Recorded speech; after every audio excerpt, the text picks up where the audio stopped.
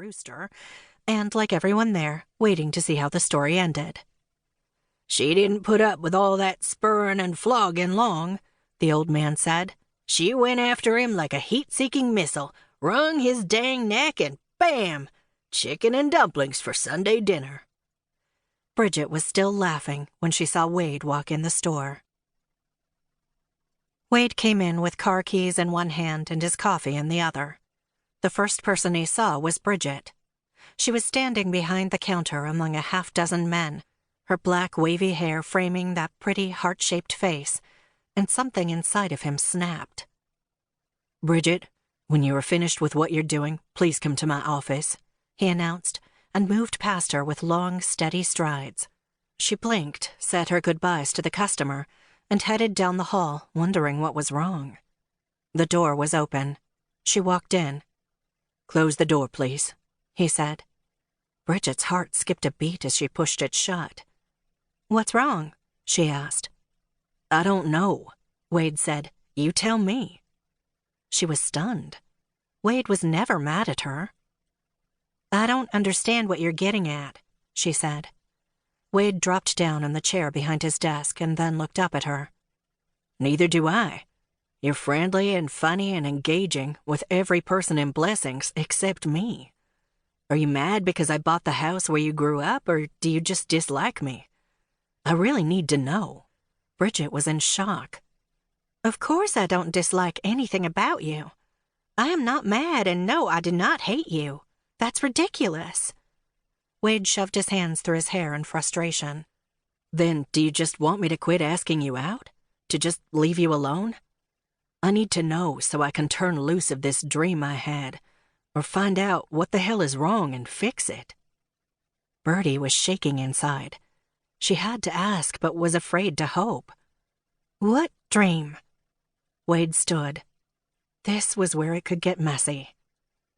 "The one where you and I go on dates and fall in love and live happy ever after." Birdie gasped. "I had no idea. You never said—" Wade threw up his hands in disbelief. "Bullshit, Bridget. How many times have you rejected my invitations?" There was a lump in her throat and a knot in her stomach that kept twisting tighter and tighter. "I thought that was you just being friendly. I didn't want to get hurt. And you're my boss. It didn't seem right to—" His voice softened and then he sighed. "Well, I was being friendly because that's how relationships start. And Dub is still everyone's boss here. I'm just the nephew who agreed to be manager. Did working for me put me out of the running? Because if that's all that's holding you back, I'll quit my job." Her eyes welled. "I don't know what I'm supposed to say. No, I don't want you to quit. Am I fired?" "Oh, for the love of God, no, you're not fired. What kind of a monster do you think I am? If you don't want anything to do with me personally, then I get it. But 6 months of giving you time to grieve the loss of your mother and the loss of your family home is all I've got. Your job is fine. I'm fine. You're fine. I guess all I need to know is, am I wasting my time dreaming about you and me ever having a future together?" Bridget's hands were wadded into fists and clutched against her stomach. She knew her voice was going to shake.